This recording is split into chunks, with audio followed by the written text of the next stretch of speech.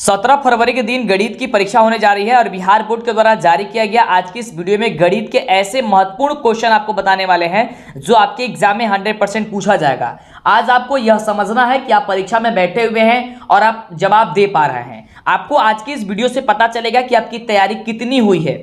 ठीक है, जिस प्रकार से यहाँ पे क्वेश्चन आपको देखने को मिलेगा, सीधे आपके एग्जाम में देखने को क्वेश्चन मिलेगा। यहाँ पे आपको प्रश्न पत्र कोड मिलेगा, यहाँ पे आपको विषय कोड मिलेगा, यहाँ पे आपको प्रश्न पत्र क्रमांक देखने को मिलेगा।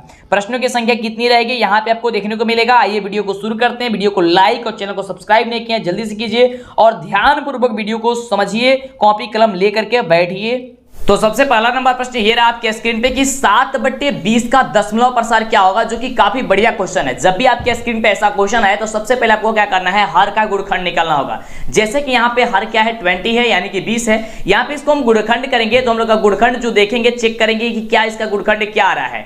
तो अगर यहाँ पे 2 और 5 आएगा, इसके अलावा कोई दूसरा संख्या नहीं आएगा तो वह शांत होगा, और 2 और 5 के अलावा कोई दूसरा संख्या आ जाएगा तो वह शांत हो जाएगा। तो यहाँ पे जब हमने 20 का गुणखंड किया तो केवल 2 और 5 आ रहा है, इसके अलावा कोई दूसरा संख्या नहीं आ रहा है, इसलिए क्या हो जाएगा, यह शांत संख्या हो जाएगी। यानी कि ऑप्शन जो हो जाएगा यह आपका बी नंबर हो जाएगा। ठीक है, तो इस प्रकार से मेथड आप याद करके रखिए। जब भी आपके सामने ये क्वेश्चन आएगा तो आप फटाफट से बना दीजिएगा। हूबहू क्वेश्चन आपके एग्जाम में ये सभी क्वेश्चन पूछा जाएगा। अगला देखिए प्रश्न, अगला प्रश्न कह रहा है कि पाई क्या है, जो कि बहुत बढ़िया क्वेश्चन है। पाई क्या है, तो पाई एक अपरिमेय संख्या है। याद करके एकदम दिमाग में बैठा लीजिए। हूबहू क्वेश्चन आपके एग्जाम में आएगा, क्योंकि बिहार बोर्ड के द्वारा जारी किया गया यह क्वेश्चन सारा का सारा क्वेश्चन आपको सॉल्व करा रहे हैं। जितने बच्चों को पहले से इन सभी उत्तर पता है, मतलब इन प्रश्नों का उत्तर पता है, तो नीचे कमेंट करते रहेंगे और लाइक और चैनल को सब्सक्राइब जरूर करेंगे। कंजूसी नहीं करेंगे तो दिक्कत हो जाएगा, आपको आगे से वीडियो नहीं मिलेगी। फटाफट लाइक सब्सक्राइब कर लेंगे। अगला क्वेश्चन है कि दो संख्याओं का मसा अगर दिया गया है यहाँ पे 15 और रसा दिया गया है 105, उनमें से एक संख्या 5 है तो दूसरी संख्या आपको ज्ञात कर देनी है। इसको ज्ञात करने के लिए एक फॉर्मूला होता है। फॉर्मूला क्या होता है कि मसा गुणे लसा, यानी कि मसा यहाँ पे 115 दिया गया है, 15 दिया गया, माफ कीजिएगा, और लसा आपका 105 दिया गया है। ठीक है, और बराबर होता है दोनों संख्याओं का गुणनफल, यानी कि पहली संख्या गुणे दूसरी संख्या। तो पहली संख्या दी गई है 5 और दूसरी संख्या मान लेते हैं हम लोग यहाँ पे x। ठीक है, अब यहाँ पे कटाएंगे हम लोग तो 5 तिहाई कितना हो जाएगा, 15 हो जाएगा, और 3 में 105 से गुणा करेंगे हो जाएगा हम लोग कितना, 315, बराबर क्या हो जाएगा, अब यहाँ पे बच जाएगा x, यानी कि x का वैल्यू कितना निकल गया, तो 315 आ गया। 315 कहाँ पे दिया गया है, ऑप्शन नंबर सी में दिया गया है। तो ऑप्शन नंबर सी क्या हो जाएगा, राइट जवाब हो जाएगा। चलिए आगे बात करते हैं अगले प्रश्न की, जो कि बहुत ही बढ़िया प्रश्न है। प्रश्न क्या है हम सभी का कि निम्नलिखित में कौन अपरिमेय संख्या है। यहाँ पे अपरिमेय संख्या बताना है, यानी कि किसे हम लोग रूट से बाहर नहीं कर सकते हैं, यानी कि p बटे हम लोग q के रूप में किसे नहीं लिख सकते हैं। ठीक है, तो यहाँ पे देख पा रहे हैं, यहाँ पे जो -9/16 दिया गया, इसे हम लोग बाहर कर सकते हैं। 16 को बाहर करेंगे हो जाएगा 4, यानी कि -9/4 जो कि परिमेय संख्या हो जाएगी। यहाँ पे रूट में दिया गया है 3/5 दिया गया है, जो कि यहाँ पे यह एक अपरिमेय संख्या हो जाएगी, और यही आपका राइट उत्तर होगा, क्योंकि 3 को हम लोग बाहर नहीं करेंगे, 5 को भी बाहर नहीं कर सकते हैं। यानी कि हम लोग का जो जवाब हो जाएगा वो आपका ऑप्शन बी नंबर जो दिया गया है, ये बी नंबर आपका क्या हो जाएगा, बिल्कुल ही बिल्कुल राइट जवाब हो जाएगा। ठीक है, यहाँ पे 100 दिया गया, 100 को बाहर करेंगे तो क्या हो जाएगा, 10 हो जाएगा, 1 को बाहर करेंगे 1 हो जाएगा। 36 दिया गया है, बाहर करेंगे 6 हो जाएगा। 64 दिया गया, बाहर करेंगे 8 हो जाएगा, यानी कि यहाँ पे 6/8 दिया जाएगा, यहाँ पे 1/10 हो जाएगा।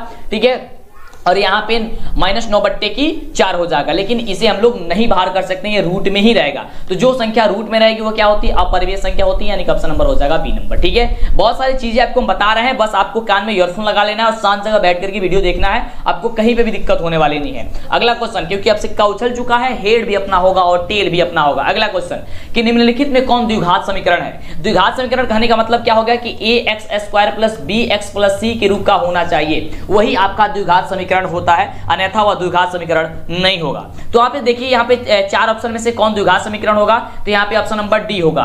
ठीक है, क्योंकि यहाँ पे देख सकते हैं तो ये क्यूब वाला है, तो क्यूब वाला तो होगा नहीं, क्योंकि ये x² होता है। यहाँ पे आपका bx होता है, लेकिन यहाँ पे तो रूट में दे दिया गया है, और यहाँ पे 2x², यहाँ पे 2x है, तो ये कट जाएगा, डिवाइड हो जाएगा, खत्म हो जाएगा, तो आएगा ही नहीं, x² के रूप में आएगा ही नहीं। ठीक है, क्योंकि ax² के रूप में आना चाहिए, लेकिन नहीं आएगा, लेकिन ये आ जाएगा। ठीक है, आपका यहाँ पे जो दिया गया है ऑप्शन x + 1/x बराबर 2, इसको अब सॉल्व करते हैं। जैसे सॉल्व करेंगे x गुणा हो जाएगा x² + 1 बराबर हो जाएगा यहाँ पे 2x। ठीक है, अब यहाँ पे इसको पक्षांतरित करेंगे तो हो जाएगा x² प्लस माइनस हो जाएगा अब यहाँ पे 2x, और यहाँ पे हो जाएगा प्लस का 1 बराबर 0। ठीक है, तो ax² + bx + c के रूप में आ गया। देखिए यहाँ पे हमने बताया आपको ax² + bx + सी, ठीक है। लेकिन यहाँ पे हमने यहाँ पे माइनस ला दिया है, यानी कि माइनस आएगा ही। तो देखिए यहाँ पे माइनस प्लस से मतलब नहीं है, ठीक है, लेकिन ये एक्स स्क्वायर के रूप में होना चाहिए, बी एक्स के रूप में होना चाहिए, यहाँ पे कांस्टेंट होना चाहिए, ठीक है, यानी कि सी का वैल्यू होना चाहिए, ठीक है, इस प्रकार से होना चाहिए। तो आपका क्या होगा, आपका द्विघात आपका समीकरण हो जाएगा, ठीक है। चलिए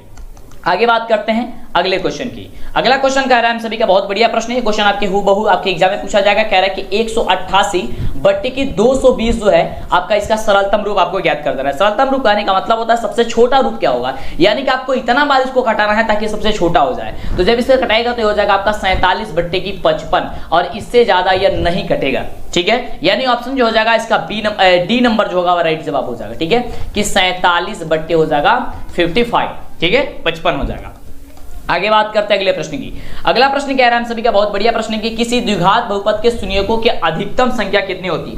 तो याद करके रखिएगा, हमने आपको कई बार बताया है कि द्विघात बहुपद के शून्यकों की अधिकतम संख्या 2 होती है, ठीक है, त्रिघात बहुपद के 3 होती है, एक घातीय बहुपद या रैखिक बहुपद की 1 होती है। ये याद करके रखिएगा, आपका राइट जवाब हो जाएगा और आप धमाल मचा देंगे एकदम परीक्षा में। अगला क्वेश्चन आपकी स्क्रीन पे बहुत ही शानदार प्रश्न है, काफी बच्चे इसमें गलती करते हैं। क्वेश्चन है कि किसी पूर्णांक p के लिए विषम संख्या का रूप क्या होता है। तो p के लिए विषम संख्या हो जाएगा 2p+1 होगा।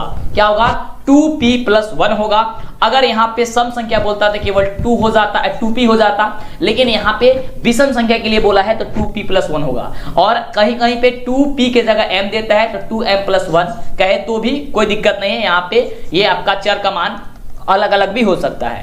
अगला देखिए, अगला क्वेश्चन बहुत ही बढ़िया क्वेश्चन है। अभी तक कितने बच्चे लाइक नहीं किए, फटाफट यार लाइक करो, कंजूसी क्यों करते हो, फटाफट से लाइक करो बिल्कुल, और चैनल को सब्सक्राइब कर लो ताकि वीडियो मिला करे। प्लीज चैनल को सब्सक्राइब किया, काफी कम समय बचा हुआ है, आपका एग्जाम का रूटीन वगैरह सब कुछ आगे आपको बताइए। चलिए अगला क्वेश्चन, किसी ओ केंद्र वाले वृत्त के बाह्य बिंदु P से वृत्त पर 2 स्पर्श रेखाएं PR और PS खींची गई है। यदि PR 8 सेंटीमीटर दिए गए तो PS का वैल्यू ज्ञात करना है। कहने का मतलब क्या है, आपको चित्र के माध्यम से इसको यहाँ पे हम समझा देते हैं। कहने का मतलब यह है कि आपका एक वृत्त हो गया, कह रहा है यहां से आपकी 2 जो है स्पर्श रेखाएं खींची गई है, ठीक है, जिसका नाम क्या क्या है ध्यान से देखेंगे। यहां पे आपका एक O केंद्र वाला है, ठीक है, यहां पे केंद्र आपका O है और कह रहा है कि PR और PS, यहां पे आपका P है, यहां पे PR हो जाएगा, PS हो जाएगा। कह रहा है कि PR जो है ये आपका 8 है, ठीक है, तो PS कितनी है। तो जब ये स्पर्श रेखा खींची गई तो जब PR की लंबाई जितनी होगी उतनी ही तो PS की लंबाई होगी, यानी कि अगर ये 8 है तो ये भी आपका 8 हो जाएगा। तो ऑप्शन आपका कहां पे दिया गया है, ऑप्शन आपका दिया गया ऑप्शन नंबर ए में ही। तो ऑप्शन नंबर ए क्या हो जाएगा, बिल्कुल राइट जवाब हो जाएगा, ठीक है। चलिए आगे बात करते हैं, समझ में आ रहा है ना, मजा आ रहा है ना, बिल्कुल मजा आना चाहिए। अगला क्वेश्चन कह रहा है कि यदि अल्फा बीटा और गामा त्रिघात बहुपद ax³ + bx² + cx+d के शून्यक हो तो अल्फा बीटा, ठीक है, प्लस बीटा गामा, ठीक है, प्लस गामा अल्फा का वैल्यू क्या होता है, तो ये वैल्यू होता है -d/a। दो के शून्यकों का गुणनफल क्या होता है, -d/a। तो -d/a कहां पे दिया गया, ऑप्शन नंबर बी में दिया गया, ऑप्शन नंबर बी आपका बिल्कुल राइट जवाब हो जाएगा।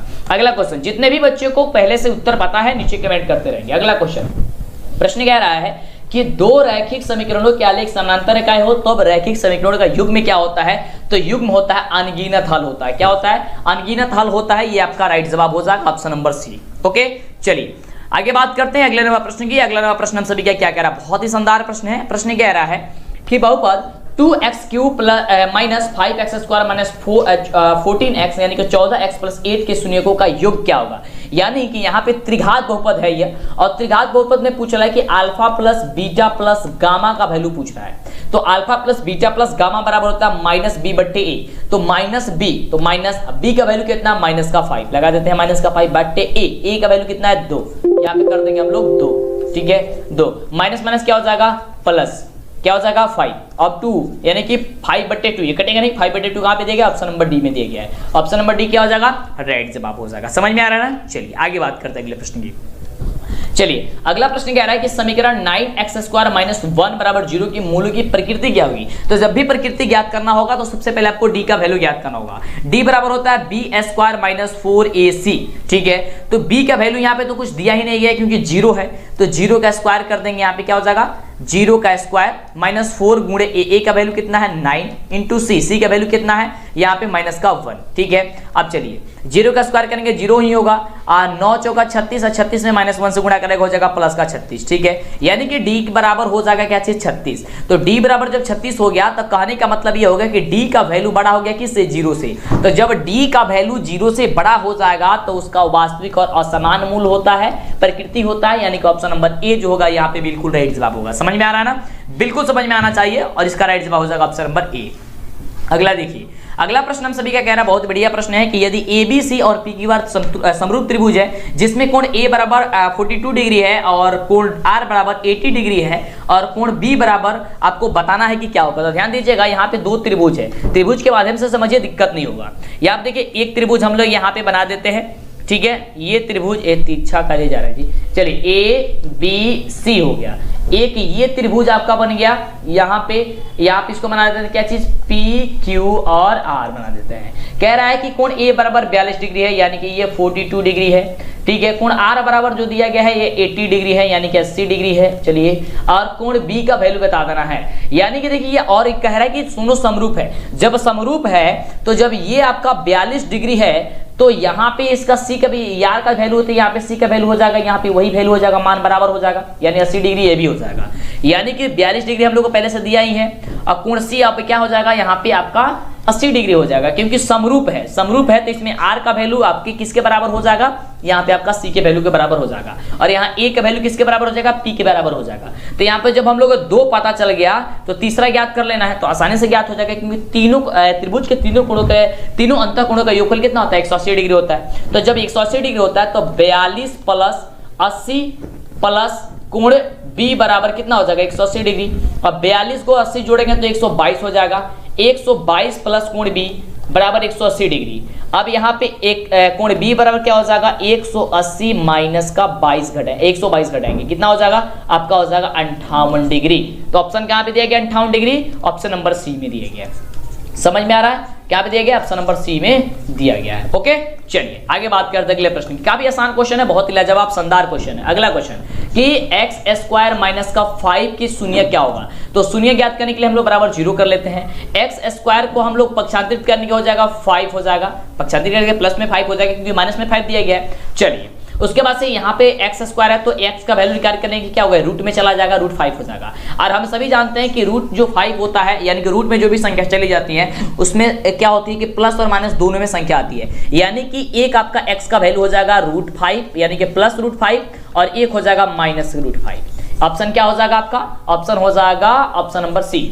ठीक है, कि यहाँ पे दिया गया है क्या चीज दिया गया, देखिए कंफ्यूज करने के लिए आपको एक में से रूट हटा दिया गया। ठीक है, ऑप्शन क्या होगा रूट वाला होगा, प्लस रूट 5 और माइनस रूट 5। अगले प्रश्न की बात करते हैं। जितने बच्चे अभी तक लाइक नहीं किए फटाफट से करेंगे बाबू, प्लीज करेंगे, जल्दी से कर लेंगे, चैनल को सब्सक्राइब कर लेंगे। नीचे डिस्क्रिप्शन में आपको मेरे वेबसाइट का लिंक है, वहां पे आपको ऑनलाइन टेस्ट वगैरह ये ऐप आपको ये मॉडल पेपर वगैरह क्वेश्चन वगैरह सब कुछ मिल जाएगा। ठीक है, अगला क्वेश्चन है कि समीकरण निकाल 3x प्लस के वाई बराबर 0 और 2x प्लस 5y बराबर 20 के अद्वितीय हल होने के लिए के का मान क्या होगा। अद्वितीय हल होने के लिए तो अद्वितीय हल बराबर क्या होता है a1 बट्टे a2 बराबर b1 बट्टे नहीं होना चाहिए b2। ठीक है, यानी कि 3 बट्टे a1 का वैल्यू 3 है, b1 का मान क्या है आपका 2 है, a1 बट्टे a2 का मान क्या है 2 है, बराबर नहीं होना चाहिए b1 बट्टे b2। b1 का मान कितना है तो k बट्टे b2 का मान कितना है तो 5 है। अब 3 गुणा करेंगे तो 3 में 5 से गुणा करेंगे कितना हो जाएगा 15, 2 में k से करेंगे हो जाएगा 2k, यानी कि 2k बराबर नहीं होनी चाहिए, कितना हो जाएगा 15।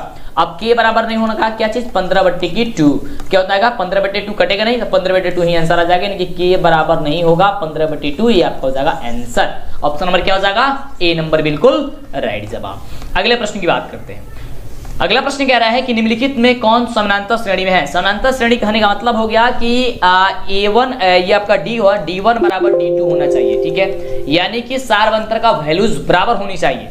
तो यहाँ पे देखेंगे सार्वंतर का वैल्यू किसका बराबर है तो ऑप्शन नंबर डी का है। क्यों है देखिए ध्यान से, A2 में से A1 घटाएंगे यानी कि -4 में से 0 घटाएंगे कितना हो जाएगा -4 हो जाएगा, फिर -8 में से हम घटाएंगे कितना -4। ठीक है, तब भी क्या हो जाएगा ये -8 और माइनस हो जाएगा प्लस, क्या हो जाएगा -4, ये भी -4 आया, ये भी -4 आया, यानी कि ऑप्शन नंबर क्या हो जाएगा डी नंबर बिल्कुल राइट जवाब हो जाएगा। चलिए आगे बात करते हैं अगले क्वेश्चन की। अगला प्रश्न बहुत ही बढ़िया प्रश्न कह रहा है कि बिंदु -12, यह किस पाद में है। तो ये तो तृतीय पाद में है यार। देखिए यहाँ पे अंक से मतलब नहीं है, यहाँ पे माइनस प्लस से मतलब है। अगर दोनों संख्याएं माइनस में होती है तो तृतीय चतुर्थांश में या फिर पाद में होती है। या तो यहाँ पे चतुर्थांश लिख सकता है या तो पाद लिख सकता है। तो तृतीय चतुर्थांश या पाद होगा, ऑप्शन हो जाएगा सी। अगले प्रश्न की बात करते हैं। अगला प्रश्न कह रहा है, ये फॉर्मूला वाला क्वेश्चन है कि किसी समानांतर श्रेणी के लिए निम्नलिखित में कौन सा सूत्र सही है। तो हम सभी जानते हैं कि Sn बराबर होता है n/2 × 2a + n-1 × d होता है, जो कि ऑप्शन नंबर ए ही हो जाएगा। ये आपका तो फॉर्मूला है। अगला देखिए क्वेश्चन। अगला प्रश्न हम सभी क्या कह रहा है कि द्विघात समीकरण bx² + ax + c = 0 के विविध कर क्या होगा। अब देखिए ध्यान से, हम लोग क्या पढ़े हैं, ax² + bx + c = 0 अगर होता है तो विविध का d बराबर होता है b² - 4ac। लेकिन यहाँ पे bx² दिया गया है, न कि ax² दिया गया है। यानी कि b के जगह a और a के जगह b यहाँ पे चेंज कर दिया गया है। तो हम भी फॉर्मूला में चेंज कर देंगे। तो अब d का वैल्यू हो जाएगा b² होता था तो अब a² हो जाएगा, -4 a की जगह हो जाएगा b और c की जगह c, यानी कि a² - 4bc। तो a² - 4bc क्या पे दिया गया, ऑप्शन नंबर आपको बी में दिया गया है। ऑप्शन नंबर बी क्या होगा, राइट जवाब हो जाएगा। चलिए आगे बात करते हैं। नंबर देखिए, प्रश्न बहुत ही शानदार है और इसे आप लोग सॉल्व कीजिएगा, क्योंकि यहाँ पे क्षेत्रफल निकालना है कि किसी त्रिभुज का क्षेत्रफल आपको ज्ञात करना है जिसका शीर्ष दिया गया। आपको हिंट्स कर देते हैं। ये आपका एक त्रिभुज हो गया, ठीक है, ये आपका त्रिभुज हो गया। ये आपका हो गया ए, यहाँ पे हो गया बी, यहाँ पे हो गया सी। ए का वैल्यू दिया गया है -4, यहाँ पे 0। बी का वैल्यू दिया गया है 0,3 और यहाँ पे सी का वैल्यू दिया गया है 0,0। यहाँ पे ज्ञात करना है त्रिभुज का क्षेत्रफल। इसका फॉर्मूला भी बता देते हैं। फॉर्मूला होता है 1/2 × x1 + y2 - y3 + x2 y3 - y1 + x3 × y1 - y2 होता है, ठीक है। ये फॉर्मूला होता है और यहाँ से आपको ज्ञात करना है। आपको बता देते हैं, ये आपका मान होता है x1 y1, ये हो जाएगा आपका x2 y2, ये आपका हो जाएगा x3 y3, ठीक है। बस इस फॉर्मूला से आप लोग सॉल्व कर दीजिए। आपका आंसर क्या निकल के आएगा, 6 आएगा, 6 आएगा, ठीक है। कितने बच्चों का 6 आएगा आप हमें बताइएगा। थोड़ा सा अपने से भी थोड़ा सा मेहनत कीजिए। ऑप्शन आपको बता देते हैं, ऑप्शन हो जाएगा ए नंबर, ठीक है, 6 आएगा। चलिए अगला क्वेश्चन। अगला कह रहा है कि सभी समबाहु त्रिभुज कैसे होते हैं। सभी समबाहु त्रिभुज समरूप होते हैं। ऑप्शन क्या होगा, बी नंबर आपका बिल्कुल राइट होगा कि सभी समबाहु त्रिभुज कैसे होते हैं, तो समरूप होते हैं।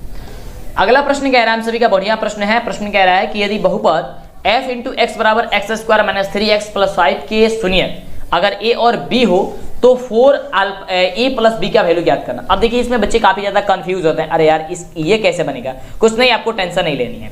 आप सभी जानते हैं कि α + β बराबर क्या होता है, -b/a होता है। तो वही चीज यहाँ पे शून्यक a और b हो गया है, यानी कि α + β के जगह a + b हो गया है।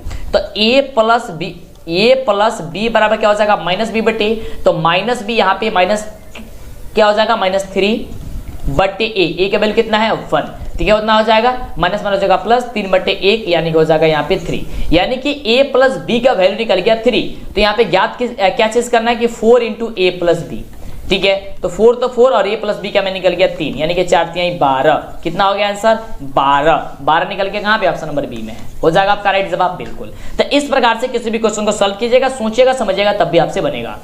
अगला नंबर प्रश्न कह रहा है कि समानांतर श्रेणी 5, 8, 11, 14 यानी कि 14 के 24 पदों के योग बताना है। योग बताने की SN बताना है। तो SN बराबर फॉर्मूला क्या होता है, SN बराबर होता है n/2 × 2a + n-1 × d होता है, ठीक है। चलिए तो यहाँ पे n/2, n का वैल्यू कितना दिया गया है, 24। तो हो जाएगा 24/2 × 2a, 2 की जगह 2, a की जगह कितना दिया गया है, यहाँ पे 5 दिया गया, हो जाएगा 5, ठीक है। उसके बाद से प्लस n-1, n का माइनस 24 है, 24 में से 1 हो जाएगा इंटू d का वैल्यू क्या हो जाएगा, 8 में से 5 घटेगा तो कितना हो जाएगा, 3 हो जाएगा यहाँ पे 3। अब इसे सॉल्व कीजिए, इसे कटाएंगे 24 को 2 से तो हो जाएगा 12 इंटू 2 में 5 से गुणा करेंगे हो जाएगा 10 और 24 में घटाएंगे हो जाएगा 23 और 23 में 3 से गुणा करेंगे हो जाएगा आपका 69, ठीक है, यानी कि 69।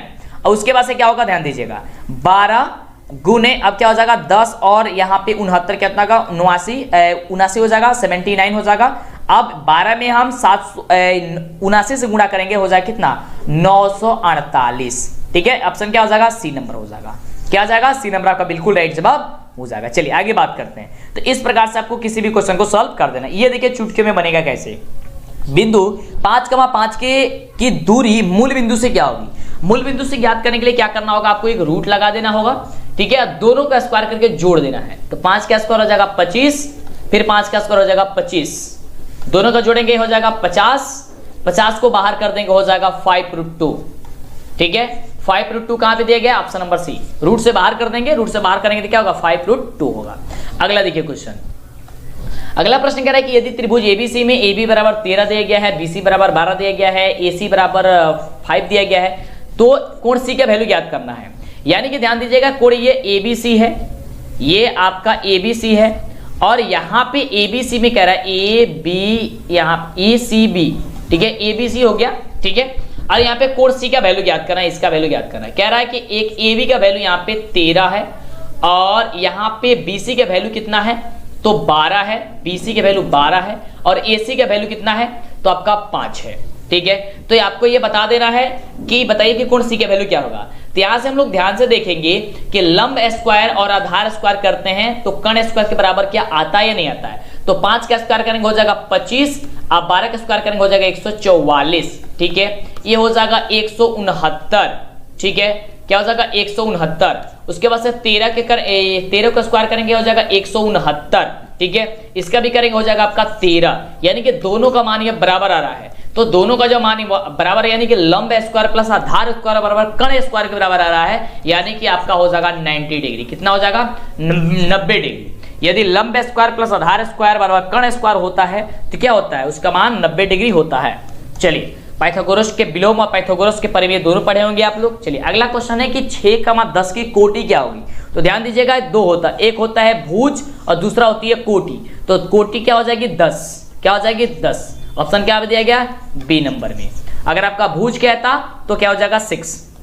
अगला देखिए, अगला प्रश्न कह रहा है, यहाँ पे काफी बढ़िया क्वेश्चन है कि दो समरूप त्रिभुजों की संगत भुजाएं अगर 4:9 के अनुपात में हो तो उसके क्षेत्रफल का अनुपात क्या होगा। बस इसमें कुछ भी ज्यादा दिमाग लगाने की जरूरत नहीं है, दोनों का स्क्वायर कर देना है। 4 का स्क्वायर हो जाएगा 16 और 9 का स्क्वायर हो जाएगा 81, यानी कि 16:81 हो जाएगा। ऑप्शन नंबर हो जाएगा बी नंबर। ठीक है, क्या हो जाएगा, ऑप्शन नंबर हो जाएगा बी नंबर।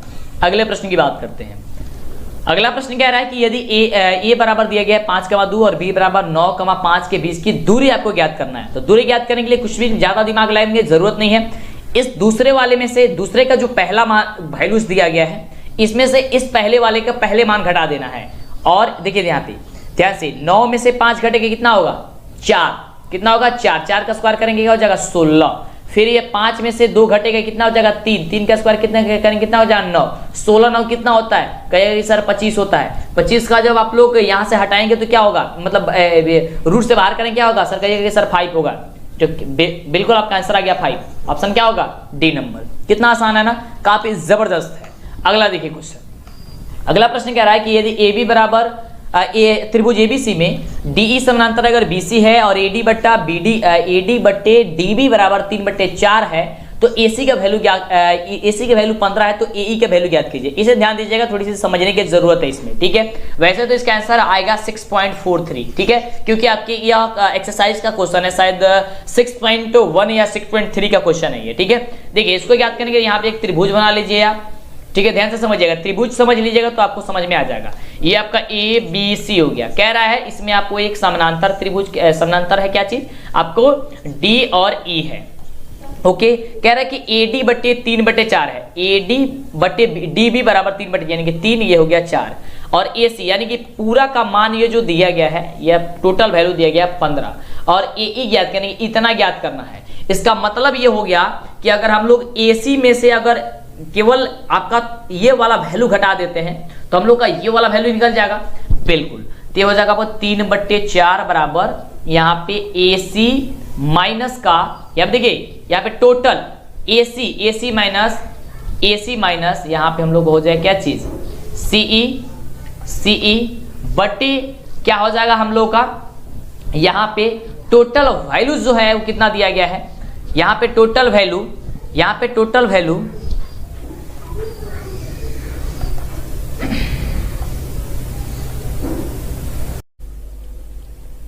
अगला नंबर प्रश्न देखिए, काफी बढ़िया प्रश्न दिया गया है और इसे भी आपको सॉल्व करना है। प्रश्न कह रहा है, क्योंकि यह एक्सरसाइज का क्वेश्चन है आपका 6.1 या 6.3 का, ऐसा ही क्वेश्चन है इसमें का। कह रहा है कि त्रिभुज एबीसी में डी समानांतर बीसी है और एडी बटे डीबी बराबर 3/4 दिया गया है, तो एसी का वैल्यू 15 है, तो एई का वैल्यू ज्ञात कर दीजिए। सारा चीज आपको हम हिंट्स कर देते हैं, बस आपको सॉल्व कर लेना है।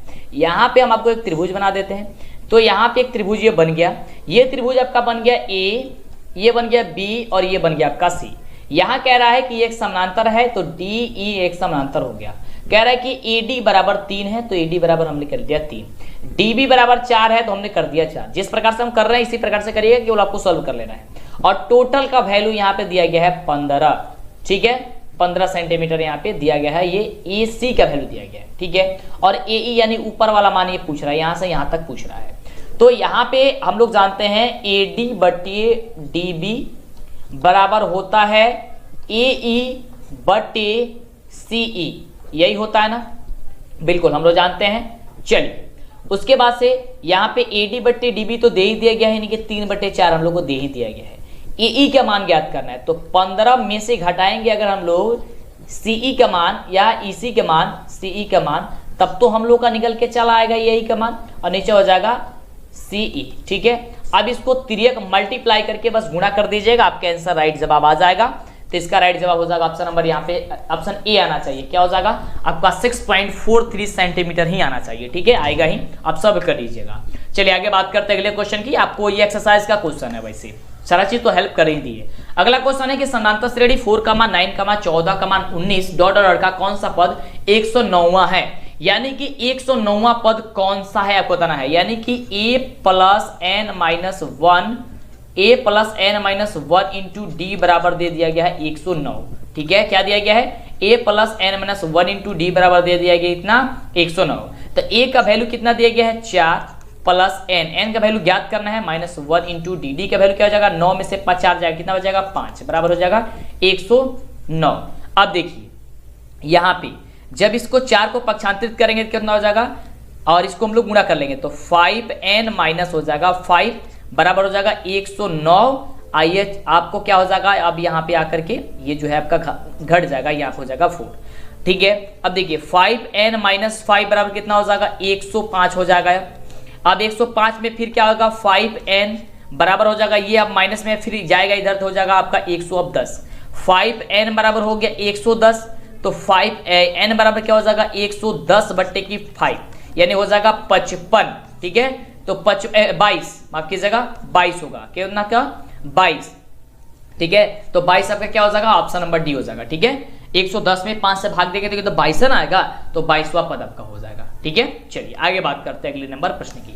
तो काफी बढ़िया क्वेश्चन है। अगला नंबर कह रहा है कि यदि tan थीटा बराबर 12/5 दिया गया है तो sin थीटा का वैल्यू ज्ञात कीजिए। इसको ज्ञात करने के लिए sin थीटा बराबर क्या होता है लंब बटे कर्ण होता है, तो यहाँ पे tan थीटा पर क्या होता है लंब बटे आधार होता है, यानी कि कर्ण का वैल्यू नहीं दिया है तो कर्ण का वैल्यू ज्ञात करना है। कर्ण का वैल्यू ज्ञात करने के लिए क्या होता है लंब स्क्वायर प्लस आधार स्क्वायर, यानी कि लंब स्क्वायर 12 का स्क्वायर हो जाएगा कि 44 और प्लस 50 25, ठीक है, हो जाएगा 169।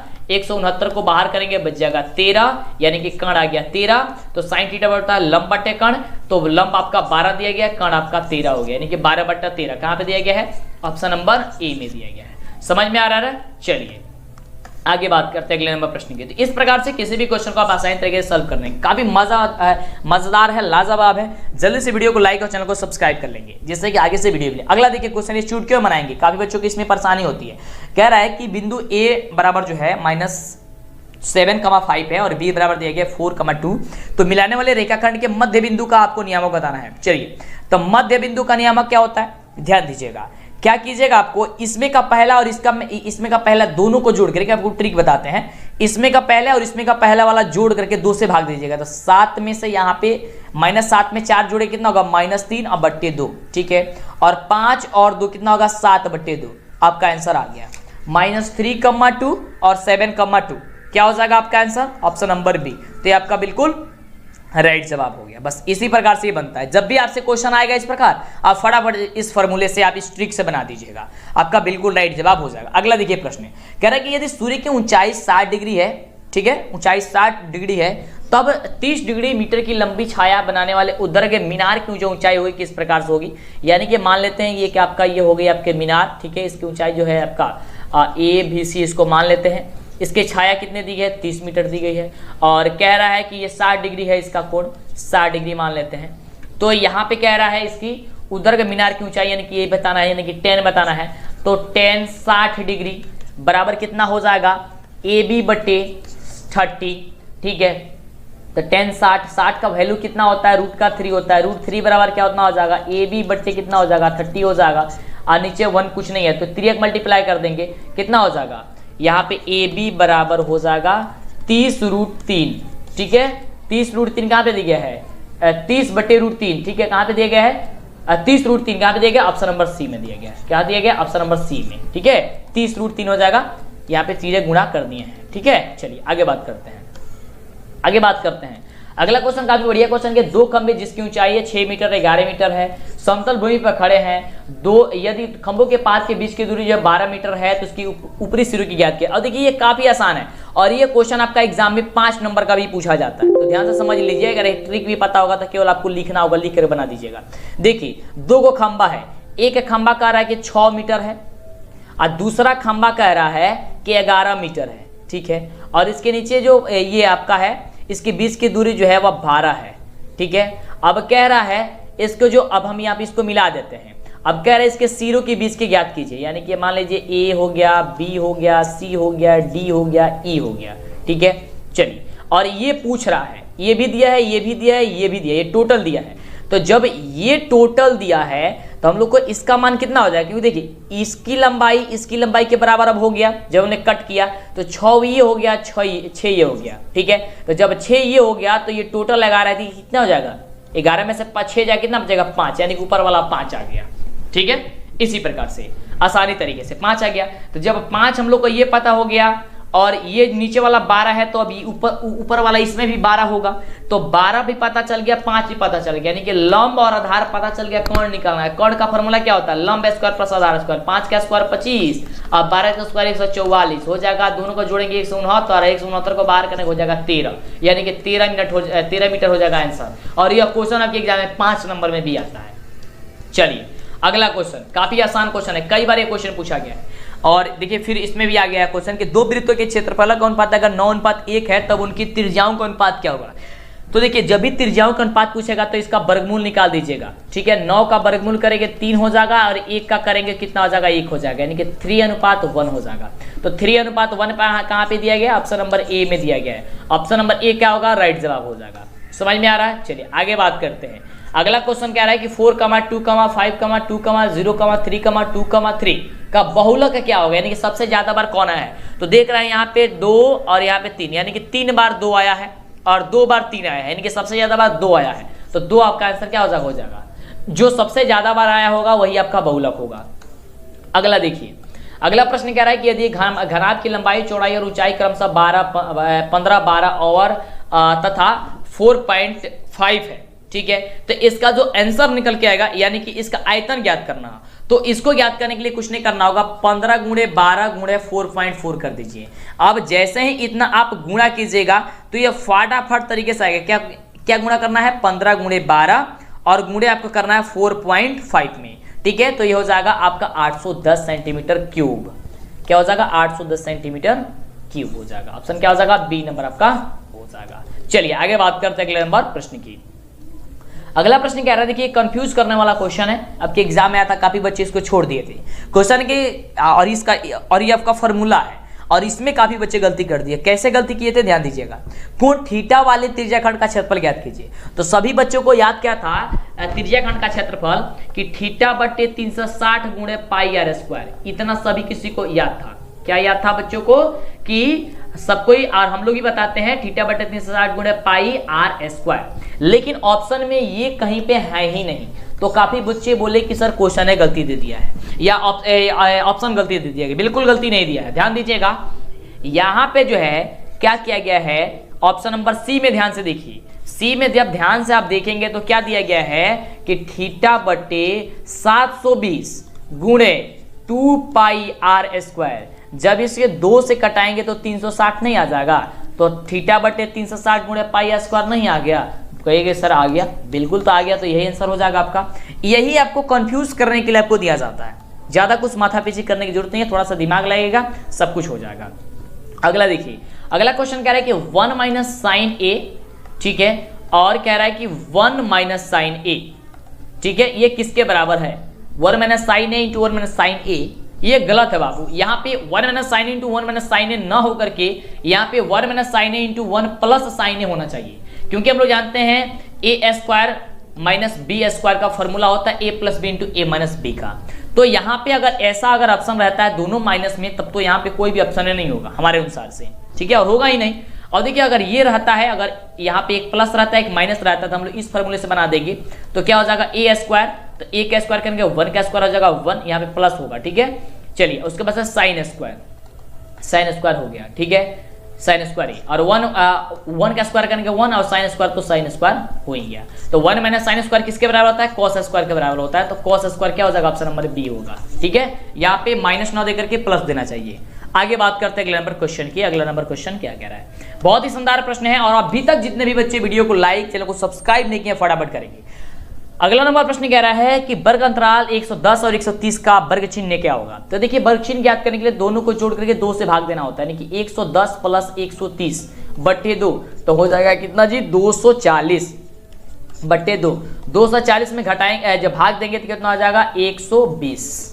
क्या हो जाएगा? 120। यहाँ पे 40 लिखिए, चलिए 40 क्या हो जाएगा? 120 हो जाएगा। क्या हो जाएगा? ऑप्शन नंबर हो जाएगा डी नंबर। समझ में आ रहा है? चलिए आगे बात करते हैं। अगला क्वेश्चन, ये तो सभी बच्चों को याद होगा यार, काफी आसान क्वेश्चन है। अगर ऐसा क्वेश्चन कहीं में भी आता है, बस आप एक पे टिक कर दीजिएगा आंख बंद करके, तब वो आपका आंसर आ जाएगा, ठीक है। tan 57 डिग्री बटे cot 33 डिग्री, ये आपका आंसर आ जाएगा 1। क्योंकि देखिए ध्यान से इसको समझा देते हैं क्यों आता है। देखिए ये क्या होता है, ये दोनों में से एक किसी को चेंज करना होता है, तो tan 90 minus theta, 90 minus theta, theta के बदले कितना हो जाएगा? यहाँ पे 57 है, यानी कि 10 के बदले हम लोग यहाँ पे लिख सकते हैं 90 में से 33 घटाएंगे तो आ जाएगा 57, बिल्कुल आ जाएगा। और यहाँ पे हो जाएगा cot का 33 डिग्री। अब देखिए tan 90 माइनस थीटा होता है किसके बराबर? cot थीटा के बराबर, तो हो जाएगा cot कितना? अब यह हो जाएगा 30 डिग्री, और नीचे हो जाएगा cot 30 डिग्री। अब दोनों को कटाएंगे तो कितना आ गया? 1 आ गया, बिल्कुल तो हो गया आपका आंसर। यही तो बता रहा है, काफी ईजी है ना। चले काफी ईजी है। अगला क्वेश्चन, प्रश्न कह रहा है कि एक पासे को फेंकने पर सम संख्या आने की प्रयोगता क्या होगी? तो सम संख्या एक पासा पे कितना संख्या होता है? 6 होता है, और सम संख्या एक पासा पे कितना बार आ सकता है? तो कहेंगे सर 3 बार आ सकता है। 3 बट्टे 6 कितना हो जाएगा? 1/2 हो गया, 1/2। ऑप्शन क्या हो जाएगा आपका? ए नंबर हो जाएगा। तो काफी आसान होता है, पर समझना आपके लिए जरूरी होता है किस मेथड से आप समझ रहे हैं, ठीक है। अगला देखिए क्वेश्चन कह रहा है कि दी गई आकृति में कोण ए ओ और बी बराबर दिया गया 115 डिग्री, ठीक है, 115 डिग्री।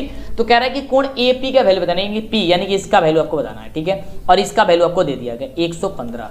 देखिए आपको एक चीज याद रखना है कि ये जो केंद्र का जो वैल्यू होता है, इसमें इस प्रकार से अगर कहीं पे लिखा हुआ मिलेगा तो इसका मान जो होता है इससे दुगुना होता है, माने इससे दुगुना ये होता है, यानी कि अब इसका ये आधा हो जाएगा, यानी 115 के आधा कर दीजिए, ठीक है। तो कितना होगा? शायद 57 पॉइंट कुछ आएगा ना जी, 5 आएगा, ठीक है, 57.5। ऑप्शन क्या हो जाएगा? डी नंबर हो जाएगा। कहने का मतलब P का दुगुना ये होता है, तो इसका आधा ये हो जाएगा। कहने का मतलब ये ना हो गया, बिल्कुल। चलिए आगे बात करते हैं। अगला देखिए प्रश्न कह रहा है कि 5 sec square theta minus sec square a minus 5 tan square a। तो हम सभी जानते हैं कि sec स्क्वायर a माइनस का, यहाँ 5 कॉमन ले लेते हैं, हो जाएगा tan स्क्वायर a, ठीक है। दोनों में से 5 कॉमन ले लिए, 5 का 5 sec square a minus tan square a बराबर होता है 1, और 5 में 1 से गुणा करेंगे हो जाएगा 5। आंसर क्या हो जाएगा? 5। कहाँ पे दिया गया जी? ऑप्शन नंबर ए में दिया गया, ठीक है। क्या दिया गया? ऑप्शन नंबर ए में दिया गया। ऑप्शन नंबर ए आपका बिल्कुल राइट जवाब हो जाएगा। अगला देखिए, अगला प्रश्न काफी आसान है कि एक निश्चित घटना की प्रयोक्ता क्या होती है? तो निश्चित घटना की प्रयोक्ता क्या होती है? 1 होती है। ऑप्शन क्या हो जाएगा? डी हो जाएगा। चलिए आगे बात करते हैं। अगला प्रश्न कह रहा है काफी शानदार क्वेश्चन की निम्नलिखित में cos 30 डिग्री जो होती है वह किसके बराबर होती है? अब इसका आंसर हम नहीं बताएंगे, देखते हैं कि कौन बच्चे नीचे कमेंट करके बताते हैं। काफी आसान क्वेश्चन है। देखिए यहाँ पे कह रहा है कि cos 30 डिग्री का मान किसके बराबर होता है? cos 45 का तो होगा नहीं, क्योंकि cos 30 का होगा तो 45 तो होगा नहीं। sin 60 tan 30 cos 60, फिर एक cos में दे दिया गया है तो cos में तो होगा नहीं, ठीक है। अब होगा क्या चीज आपको ये बताना है, ठीक है। इतना हेल्प कर दिए, नीचे कमेंट कीजिए फटाफट से। चलिए बात करते हैं अगले क्वेश्चन की। अगला क्वेश्चन कह रहा है, नीचे कमेंट करके बताते रहिए। कह रहा है क्वेश्चन के निम्नलिखित में कौन केंद्रीय प्रवृत्ति की माप नहीं है? केंद्रीय प्रवृत्ति की माप नहीं है तो क्या है, मानक विचलन। ऑप्शन क्या हो जाएगा, सी नंबर, क्योंकि बहुलक, माध्यक और माध्य ये मापक प्रवृत्ति की ये माप है। चलिए आगे बात करते हैं अगले क्वेश्चन की। अगला प्रश्न कह रहा है, देखिए ये क्वेश्चन सॉल्व करने वाला है, ध्यान दीजिएगा। Sine square theta into cosec theta बराबर क्या होता है। तो ध्यान दीजिएगा कि साइन स्क्वायर थीटा को साइन स्क्वायर थीटा हम लोग यहाँ पे रहने देते हैं, इंटू कोसेक थीटा के बदले हम लोग लिख लेते हैं 1 साइन थीटा, क्योंकि 1 साइन थीटा बराबर होता है कोसेक थीटा। तो एक साइन से एक साइन कट जाएगा, क्या बचेगा, केवल साइन थीटा। बस आपका आंसर आ गया, ज्यादा माथापेची करने की जरूरत नहीं है। आ गया आंसर, बिल्कुल आ गया। चलिए आगे बात करते हैं। तो वीडियो को लाइक करे रहिएगा और चैनल को सब्सक्राइब किए रहिएगा, तब तो आगे से वीडियो आपको मिलेगी, नहीं तो फिर आपको आगे से वीडियो नहीं मिलेगी। अगला क्वेश्चन कह रहे हैं कि दो प्रतिच्छेदी बिंदुओं की उभयनिष्ठ स्पर्श रेखाओं की संख्या कितनी होती है। तो कितनी होती है, 2 होती है। कह रहे कि दो प्रतिच्छेदी बिंदुओं की, दो प्रतिच्छेदी वृत्तों की उभयनिष्ठ स्पर्श रेखाओं की संख्या कितनी होगी, 2 होगी, यानी ऑप्शन क्या हो जाएगी, बी नंबर हो जाएगा। तो देखिए प्रश्न कह रहा है कि sec square 60 degree minus ten square 60 degree plus 1 को आपको बताना है। तो आपको क्या करना है कि सेक 60 डिग्री का वैल्यू लिख लेना है, टेन 60 डिग्री का वैल्यू लिख लेना है, दोनों को घटा देना है और एक को जोड़ देना है। जब आप जोड़िएगा तो आंसर हो जाएगा आपका डी नंबर। ठीक है, आपको जोड़ घटाव कर लेना है, बस आपको मान रख के। चलिए अगला क्वेश्चन देखिए, बहुत बड़े, और ये देखिए ये क्वेश्चन काफी आसान क्वेश्चन है बाबू। कॉट 90 डिग्री माइनस ए बराबर क्या होता है, ये सबको पता है यार। तो क्या होता है, 10 ए के बराबर होता है। कितना होता है, तो 10 ए के बराबर होता है, यानी कि ऑप्शन नंबर जो आपका डी नंबर दिया गया है, ये डी नंबर आपका बिल्कुल ही राइट जवाब हो जाएगा। अगला देखिए, अगला प्रश्न हम सभी का बहुत शानदार प्रश्न है। प्रश्न कह रहा है कि 2 tan 30 डिग्री बटे 1 प्लस 10 स्क्वायर 30 डिग्री का जो वैल्यूज होगा ये क्या होगा, ये बस आपको कटा के बता देने हैं। तो ध्यान दीजिएगा, 2 गुणे 10 30 डिग्री का वैल्यू होता है 1/√3 और 1 प्लस 10 स्क्वायर 30 डिग्री, तो 1/3 का स्क्वायर कर देंगे हम लोग, √3 का स्क्वायर करेंगे और यहाँ पे √3 का स्क्वायर कर देंगे, हो गया। चलिए इसे सॉल्व करेंगे तो 2/√3 ये हो गया, ये देखिए, तो 2/√3 ये हो गया। उसके बाद से नीचे यहाँ पे 1 प्लस, अब 1/3 को स्क्वायर करेंगे तो 1/3 बचेगा। ठीक है, अब चलिए इसे सॉल्व कीजिए, इसे जोड़ गुणा भाग कीजिए। तो 2/√3, तो 2/√3 यहाँ पे रहने दीजिए। अब देखिए यहाँ पे 3 और 1 का इसे जोड़ कर दीजिए, 3 और 1 का ये एलसीएम कीजिएगा, 3 हो जाएगा, यहाँ पे बचेगा 1, 3 मार्क में जाएगा 3 से गुणा कर देंगे हो जाएगा 3 प्लस यहाँ पे हो जाएगा 1, यानी कि हो जाएगा 2/√3 गुने, अब ये नीचे वाला ऊपर भेज दीजिए, तो यानी कि हो जाएगा 3/4, तो हो जाएगा 3 दूनी 6 और यहाँ पे 4√3, क्या हो जाएगा 4√3, कटा दीजिए तो 2 दूनी 4, 3 दूनी 6, कितना हो गया 3 देखिए यहाँ पे 3/2√3 आपका आ गया। ठीक है, 3/2√3 आ गया। अब इसे आप कटाएंगे तो रूट का 3 हो जाएगा, यानी कि √3/2 आ गया। तो √3/2 आपको बताना है कि √3/2 जो होगा। देखिए थोड़ा सा लंबा प्रोसेस पूछा है तो हम क्या कर सकते हैं, हम तो बताएंगे ही। चलिए बाबू प्लीज तो आप ध्यान समझिएगा, वीडियो छोड़ के न जाइएगा ना तो दिक्कत होगा। ठीक है, तो इसका आंसर हो जाएगा किसके बराबर होता है, √3/2 किसके बराबर होता है, तो 60 डिग्री के बराबर होता है। ऑप्शन नंबर हो जाएगा डी नंबर। क्या हो जाएगा ऑप्शन नंबर बाबू, डी नंबर। वीडियो को लाइक करेंगे, चैनल को सब्सक्राइब करेंगे। बड़ी खुशी होती है कि जितना भी क्वेश्चन बताते हैं पढ़ाते हैं सारा का सारा क्वेश्चन आपके एग्जाम में लड़ जाता है, आ जाता है। तो अगला देखिए प्रश्न कह रहा है कि एक 6 मीटर ऊंचे खंभे की छाया पृथ्वी पर 2√3 है लंबी है, तो सूर्य का जो उन्नयन कोण होगा आपको ये बताना है क्या होगा। तो देखिए काफी आसान क्वेश्चन है, यहाँ पे आप त्रिभुज के तरीके से आप समझ सकते हैं इसको। जैसे मान लीजिए ये 6 मीटर आपकी ये, इसको पहले दर्शा देते हैं एबीसी से, आपका 6 मीटर ऊंची खंबी है और पृथ्वी पर छाया कितना है 2√3 है। तो कह रहा है सूर्य का उन्नयन कोण, यानी कि आपको कोण बता देना है। तो आपको देखिए यहाँ पे लंब बटे आधार से बनेंगे, यानी कि 10 के फॉर्मूला हम लोग जाएंगे, 10 हो जाएगा। ठीक है, 10 से तो यानी कि 6/2/3, ठीक है, ये 2√3, ठीक है, लंब बटे आधार। तो ध्यान दे 3 दूनी 6, यानी कि 3/√3 और √3 को 3 से कटेगा तो बचेगा √3, यानी कि हो जाएगा √3। तो √3 बताइए 10 में किसका मान √3 होता है, तो कहेंगे सर 10 60 डिग्री का मान होता है, 10 60 डिग्री का वैल्यू होता है √3। तो √3 कितना हो जाएगा 60 डिग्री, यानी कि ऑप्शन हो जाएगा डी नंबर। समझ में आ रहा है ना। चलिए बाबू अगले प्रश्न की बात करते हैं। अगला प्रश्न देखिए क्या कह रहा है।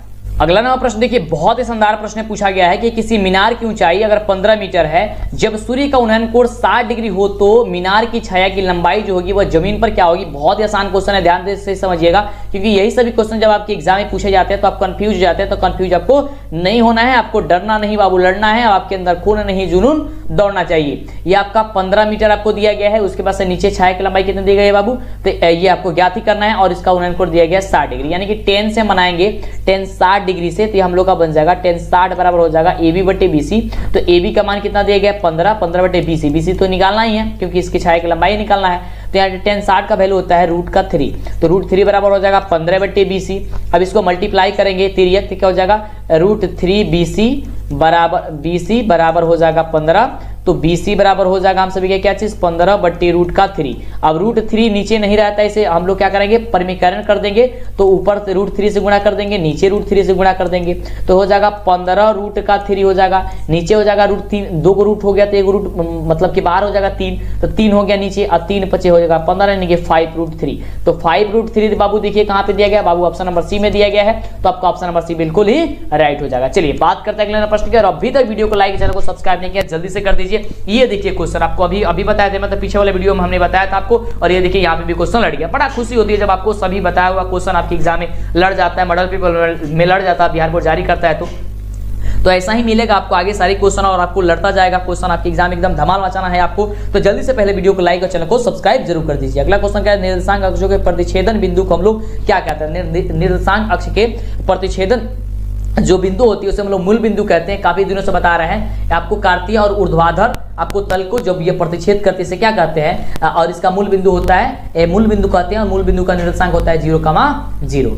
अगला देखिए, अगला प्रश्न कह रहा है, बहुत ही शानदार प्रश्न कह रहा है कि बिंदु -6, -8 किस पाद में स्थित है, आपको ये बताना है। तो हमने आपको बताया था, बार बार आपको हम बता रहे हैं, कई बार बताए हैं, देख सकते हैं। देखिए जो क्वेश्चन हमने आपको बार बार बताते हैं और वही क्वेश्चन आता है, बड़ा दिल से अंदर से खुशी होती है कि हमारे बच्चे तो सभी बना लेंगे, ठीक है। तो देखिए ये हो गया आपका तल होता है, ये प्रथम होता है, ये द्वितीय होता है, ये आपका तृतीय होता है, ये आपका चतुर्थ होता है, लेकिन बार बार बताते हैं जिससे कि दिक्कत ना हो।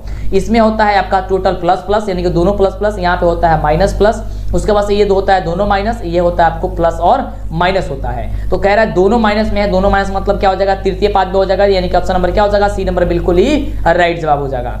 अगला देखिए, अगला प्रश्न बाबू हम सभी क्या कह रहा है, जल्दी से वीडियो को लाइक और चैनल को सब्सक्राइब दोस्तों में तो शेयर करना ना भूलेंगे आप लोग, सभी बच्चों को शेयर कीजिए, बताइए कि बहुत ही धमाल क्वेश्चन चला रहे हैं मंटू सर। तो जल्दी से वीडियो को चैनल को सब्सक्राइब कर लीजिए आप लोग भी, और देखना शुरू कर दीजिए। कह रहे हैं कि मूल बिंदु से बिंदु P sine theta into cos theta की दूरी जो होगी वो क्या होगी। तो मूल बिंदु से आपको दूरी बताना है, तो मूल बिंदु से इसकी दूरी जो होगी क्या हो जाएगी, आपका 1 इकाई हो जाएगी। क्या हो जाएगी 1 इकाई हो जाएगी। ऑप्शन नंबर क्या हो जाएगा बी नंबर बिल्कुल ही राइट जवाब हो जाएगा। तो अगला नंबर प्रश्न हम सभी का बहुत ही शानदार प्रश्न कह रहा है कि बिंदु R दिया गया है 1,1 और -1,5 के बीच की दूरी ज्ञात करना है। तो देखिए आपको सिंपल क्या करना है, आपको एक रूट लगा देना है, और इस दोनों में से जो दूसरा वाला मान दिया उसमें का पहला और पहले वाले में का पहला के मान को घटा के स्क्वायर करना है, यानी कि -1 को घटाना है -1 को, ठीक है, इसको करेंगे स्क्वायर। और इसी तरीके से 5 में से घटाएंगे 1 का, तो 5 में से हो जाएगा 1, इसको कर देंगे स्क्वायर, ठीक है। अब देखिए -1 कितना होगा -2 का स्क्वायर करेंगे हो जाएगा 4, आप प्लस यहाँ पे 4, 5 में से एक जाएगा, कितना बचेगा आपको, यहाँ पे बच जाएगा आपका 4 का स्क्वायर करेंगे हो जाएगा 16 और 4 कितना होता है 20 होता है, ठीक है। अब देखिए जब 20 होता है तो 20 को आप लोग रूट से बाहर कीजिए, रूट से बाहर करेंगे कितना 2√5 हो जाएगा, ठीक है। 2 दूनी 4, 4 5 20, यानी हो जाएगा ऑप्शन नंबर क्या सी नंबर दिया गया। देखिए बिल्कुल आपका राइट जवाब हो गया ना, बिल्कुल एकदम आपको एकदम लाजवाब तरीके से आपको बता रहा है और काफी जबरदस्त तरीके से। अगला देखिए क्वेश्चन, और अगला क्वेश्चन देखिए आपके स्क्रीन पे, और सभी सब्जेक्ट का आप लोग आंसर की देख लीजिएगा, इस चैनल पे उपस्थित है, तो इसके लिए वीडियो को लाइक कर दीजिए ताकि आपको वो सारा का सारा आपको एक एक करके मिल जाए। डिस्क्रिप्शन में भी हम आपको लिंक दे देंगे, आप सबका ढूंढ करके देख लीजिएगा। कह रहे कि रेखा y = 8 का लेख निम्न में से किस बिंदु से होकर के नहीं गुजरेगी, ठीक है, आपको ये बताना है। y = 8 का लेख निम्न में से जो होगी वह किससे जो है होकर के नहीं गुजरेगी। तो याद करके रखिएगा कि वो 8,1 जो होगा इसका आंसर हो जाएगा आपका बिल्कुल राइट जवाब, कि इससे होकर के नहीं गुजरेगी। अगला देखिए प्रश्न क्या कह रहा है, अगला प्रश्न आपके 61 नंबर प्रश्न कह रहा है कि निम्नलिखित में से कौन सा बिंदु प्रथम चतुर्थांश में होंगे, यानी प्रथम चतुर्थांश का मतलब हो गया कि दोनों पद आपका प्लस में होना चाहिए। तो देखिए यहाँ से दोनों पद कौन प्लस में है, तो कहेगा सर ऑप्शन नंबर ए में दिया गया, तो ऑप्शन नंबर क्या हो जाएगा ए नंबर बिल्कुल राइट जवाब हो जाएगा, क्योंकि अभी हमने आपको बताया कि चतुर्थांश में पहला जो पद होता है वो दोनों ही प्लस में होता है। अगला प्रश्न कह रहा है कि बिंदु ए बराबर दिया गया है 5,6 कि y अक्ष से लंबवत दूरी आपको बताना है। देखिए y अक्ष से लंबवत दूरी ज्ञात करना है आपको, तो y से लंबवत दूरी जो होगी वही यहाँ पे आपकी राइट जो जवाब हो जाएगा ऑप्शन नंबर 5 होगी। क्या है, y अक्ष से लंबवत दूरी यहाँ पे आपको हो जाएगा 5। ठीक है, चलिए अगले प्रश्न की बात करते हैं। अगला प्रश्न आप नोट करते जाइए, जितना भी क्वेश्चन का आपको आंसर बता रहे हैं फटाफट तरीके से, जो भी मेथड आपको बता रहे हैं। अगला प्रश्न कह रहा है कि बिंदु m दिया गया है -2, 10 और n बराबर दिया गया -8, 14 को मिलाने वाले रेखाखंड के मध्य बिंदु का नियामक। तो मध्य बिंदु का नियामक जब भी ज्ञात करना होता है तो देखिए आप इसमें का पहला और इसमें का पहला, यानी कि पहले बिंदु में के पहला और दूसरा बिंदु में के पहला जोड़ करके 2 से भाग दे दीजिए। फिर उसी प्रकार से दूसरे बिंदु में के दूसरा और दूसरे बिंदु में के पहला बिंदु में के दूसरा और दूसरा बिंदु में के दूसरा, दोनों को जोड़ के 2 से भाग दे दीजिए, यानी कि -2 प्लस -8 बटे 2 कर दीजिए। तो -2 और -8 कितना हो जाएगा, माइनस का 10, -10 को घटाएंगे कितना हो जाएगा, -5, यानी कि एक बिंदु आ गया माइनस का आपका 5। चलिए उसी प्रकार से 14 में 10 जोड़ दीजिए, कितना हो जाएगा, 24 हो जाएगा। 24 में 2 से कटाएंगे तो हो जाएगा 12, यानी कि -5 कमा हो जाएगा 12, जो कि ऑप्शन नंबर सी में दिया गया है। तो जब भी अगर आपसे एग्जाम में ये पूछता है कि मध्य बिंदु का आपको नियामक बता दीजिए, तो आपको क्या करना है, इन दोनों को जोड़ के 2 से भाग दे देना है और फिर इन दोनों को जोड़ के 2 से भाग दे देना है, आपका आंसर निकल के ऑटोमेटिक चला आएगा। अगला देखिए, अगला प्रश्न बहुत ही शानदार प्रश्न है, तो जल्दी से वीडियो को लाइक करेंगे। अगला प्रश्न कह रहा है कि यदि किसी वृत्त के व्यास के छोरों की निर्देशांक जो है 6, और -6, है, तो वृत्त की केंद्रक का निर्देशांक आपको बताना है, यानी कि जी का आपको वैल्यू ज्ञात कर देना है, जो कि काफी आसान होता है। जी का वैल्यू आप मतलब कि जी का फॉर्मूला लगा करके बस अभी से आप सॉल्व कर देते हैं, तो आपका फटाक देना इसका आंसर निकल के चलाएगा। क्या निकल के चलाएगा, 0, यहाँ पे 0 आएगा, क्योंकि 6, -8 है और यहाँ पे -6, है, क्या हो जाएगा, ये 0, इसका निकल करके चलाएगा। अगला देखिए, अगला प्रश्न आपके स्क्रीन पे ये रहा। प्रश्न कह रहा है कि बिंदु ए दिया गया है 3, और बी दिया गया है P, 1 मूल बिंदु से समदूरस्थ है, तो P का वैल्यू ज्ञात करना है। समदूरस्थ का मतलब होता है कि दोनों वह समान दूरी पे है। ये थोड़ा सा लंबी प्रोसेस है, यानी कि लंबा प्रोसेस है, हमने आपको पीछे वीडियो भी बताया था। देखिए इस प्रकार से ये होगा, ये आपका हो गया ए और ये आपका हो गया बी। ठीक है, यहाँ पे आपको कर लीजिए P बराबर दिया गया है आपका ये हो गया आपका P, और P बराबर दिया नहीं गया है। यहाँ पे A बराबर दिया गया है आपको कितना 3, 4, और यहाँ पे B बराबर दिया गया है P, 1 दिया गया है। ठीक है, और यहाँ पे आपको बोल रहा है P का मान आपको ज्ञात करना, यानी कि X, 0 का आपको मान यहाँ पे जो है आपको वैल्यू जो है आपको दे करके, मतलब इसका P का वैल्यू आपको ज्ञात कर देना है। तो आपको फटाफट तरीके से आपको बता देना है, तो इसका बिल्कुल राइट आपको यहाँ पे जब आप बता देते हैं कि ऑप्शन नंबर डी नंबर होगा, और +-2√6 होगा। ठीक है, थोड़ा सा समय भी ज्यादा लग गया बाबू, और इसमें थोड़ा सा लेंदी प्रोसेस है, तो हम आपको इसको सब्जेक्टिव में लेके आएंगे। ठीक है, जो क्वेश्चन को सब्जेक्टिव में लाना होता है उसे हम थोड़ी सी मतलब कि ऐसे आपको आंसर बता देते हैं। वैसे सारा टॉपिक तो बता ही दिए हैं यार, बस आपको क्या कर देना है, दोनों बीच के बिंदुओं को मतलब दूरी निकाल लेना है। ठीक है, और दूरी निकाल के आप निकाल सकते हैं, इसके पीछे वाले वीडियो में हमने आपको बताया था। चलिए आगे बात करते हैं अगले प्रश्न की। अगर कमेंट करते हैं तो हम आपको बता देंगे, ठीक है, इसी क्वेश्चन को फिर से बता देंगे। तो नीचे कमेंट भी करते रहिए, बताते रहिए वीडियो कैसा लगता है मेरा, आप हमें जरूर बताइएगा। अगला नंबर प्रश्न देखिए, बहुत ही शानदार बहु प्रश्न है। प्रश्न कह रहा है कि A बराबर दिया गया 0,8, B बराबर दिया गया 6,12, C बराबर दिया गया 16,4, -4 से बने त्रिभुज का क्षेत्रफल आपको बाबू ज्ञात करना है कि त्रिभुज का क्षेत्रफल क्या होगा। तो त्रिभुज का क्षेत्रफल का आपका एक फॉर्मूला होता है कि 1/2 into x1 into y2 minus y3 plus x2 into y3 minus का y1 plus x3 into y1 minus y2 होता है ना। यहाँ पे होता है 23, 31, 12। याद करने का फॉर्मूला का देखिए, याद करने का टेक्निक आपको बता देते हैं, ध्यान से समझ लीजिए इस फॉर्मूले को याद कैसे करेंगे। इसको याद करने के लिए आपको क्या करना होगा, आपको यहाँ पे 1/2 लिख लेना है और आपको एक ब्रैकेट लगा लेना है। यहाँ पे x1 लिख लेना है और ब्रैकेट में y, लिख लेना है, ठीक है, प्लस x2 लिख लेना है, y, लिख लेना है, फिर यहाँ पे x3 लिख लेना है, y माइनस y लिख लेना है, ठीक है। याद करने का प्रोसेस क्योंकि थोड़ा सा लंबा ये फॉर्मूला है। अब क्या करना, 23, 31, 12 बैठा देना। यहाँ पे 23 के लिए 2, 3, 23 हो गया। यहाँ पे 31 बैठाइए, 3 और 1, 31 और 12, यहाँ पे 1, यहाँ पे 2। देखिए 23, 31, 12 यानी कि 1/2 x1 into y2 minus y3 plus x2 y3 minus y1 plus x3 y1 minus y2। ये आपका फॉर्मूला निकल करके चला आया। यही आपका फॉर्मूला होता है, इसमें आपको ये रख करके बैठा देना है। ये भी आपको हिंट्स कर देते हैं, ठीक है। ये हो गया आपका A, ये होगा आपका B, ये होगा आपका C।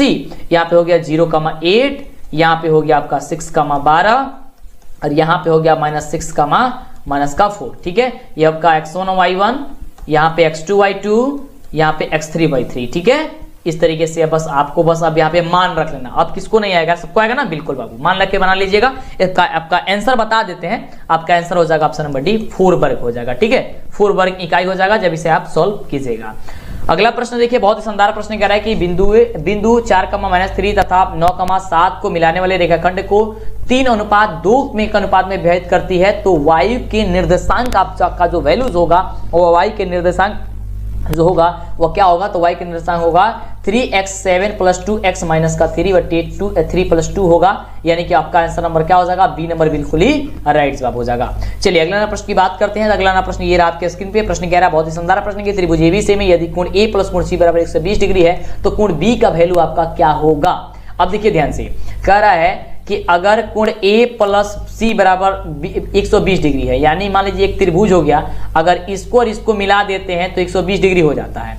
यानी कि हम लोग जानते हैं कि त्रिभुज में तीनों कोणों का योगफल कितना होता है, 180 डिग्री होता है। तो 180 में से 120 घटाएंगे तो कितना बचेगा बाबू, तो कहिएगा कि सर 180 में से 120 घटाएंगे तो 60 डिग्री आएगा, यानी कि 60 डिग्री क्या हो जाएगा, ऑप्शन नंबर बी हो जाएगा। देखिए कितना आसान है, बहुत आसान है बाबू, एकदम गर्दा मचा देनी सर परीक्षा में आपको जाकर के, ठीक है। चलिए अगले प्रश्न की बात करते हैं। देखिए मेरा मुंह दुख गया यार, क्योंकि लगातार आपको हम बोलते आ रहे हैं, पढ़ाते आ रहे हैं, प्लीज बाबू, तो इसके लिए वीडियो को लाइक कर दीजिए और मेरा जो मेहनत है उसको आप साकार कीजिए। आप लोग बढ़िया से पढ़िएगा, आपका रिजल्ट बढ़िया आएगा तो मेरा मेहनत जो है क्या हो जाएगा, वह सध जाएगा, ठीक है।